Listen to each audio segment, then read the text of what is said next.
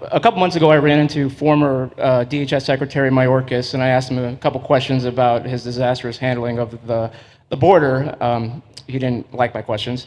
But the number one question that I heard from people in responding to my video was, why hasn't he been arrested yet? Obviously, you guys are cleaning up the mess that was made deliberately for the past 4 years, and so people want accountability. It's great to see that the border is secured, and it's great to see the state level cooperation. But I guess I would ask you, why hasn't he been held accountable, or anybody really? Well, pardons were given out by many people, and they shouldn't have been given out. Like the Unselect Committee of Political Thugs was given a pardon because they destroyed all of the information from 2 years of hearings, and they should be arrested, but they were given pardons. Was he given a pardon, Mayorkas? Was he not? I don't believe so. Well, sir. I'd take a look at that one, because what he did is it's beyond incompetence. Something had to be done. Now, with that being said, he took orders from other people, and he was really doing the orders. And you could say he was very loyal to them, because it must have been very hard for him to stand up and sit up and talk about what he allowed to happen to this country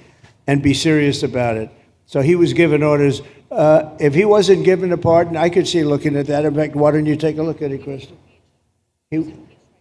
He was impeached, but yeah, it was just a fake impeachment. It was a fake impeachment. Why don't you take a look at it? I think he was so bad. They were all so bad. Look, it was the worst president in the history of our country. We've had some bad ones, but he was the worst president. But somebody told Mayorkas to do that, and he followed orders, but that doesn't necessarily hold him harmless. So take a look at it. It's a very good question, actually. Thank you.